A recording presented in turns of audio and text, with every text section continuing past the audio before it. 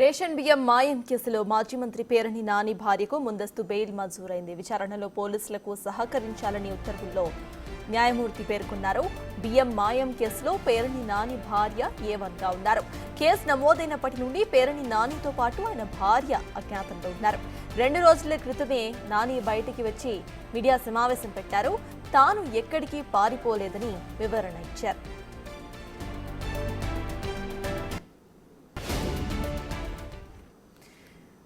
ఇదే అంశంపై పూర్తి డీటెయిల్స్ మా ప్రతినిధి శివ అందిస్తారు. శివ, చెప్పండి, ఇటు పేర్ని నాని భార్యకు బెయిల్ మంజూరైనట్టుగా తెలుస్తోంది. అసలు అప్డేట్స్ ఏంటి?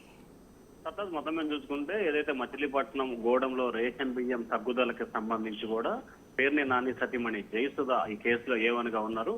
ఆమె కొద్దిసేపు క్రితమే మచిలీపట్నం జిల్లా కోర్టు 9mm జిల్లా కోర్టు బెయిల్ మంజూరు చేస్తూ ఉత్తర్వులు జారీ చేసింది. గత 25 రోజుల కాలంగా పేర్నే నాని కుటుంబం మొత్తం కూడా దాదాపుగా అజ్ఞాతంలోకి వెళ్ళిపోయిన పరిస్థితి కనిపించింది. పేర్నే నాని మాత్రమే అడపాదడపా కనిపించిన పరిస్థితి కనిపించింది. పేర్నే నాని సతీమణి జయసుధ, ఆ కుమారుడు కిట్టు మాత్రం ఇప్పటి వరకు ఎక్కడా కూడా కనిపించిన పరిస్థితి కనిపించింది. తాజాగా బెయిల్ మంజూరు చేస్తూ జిల్లా కోర్టు ఉత్తర్వులు జారీ చేసింది. అలాగే పోలీసుల విచారణకి పూర్తి స్థాయిలో సహకరించాలని చెప్పి కూడా జిల్లా కోర్టు ఆదేశాలు జారీ చేసింది. సత్తాజ్.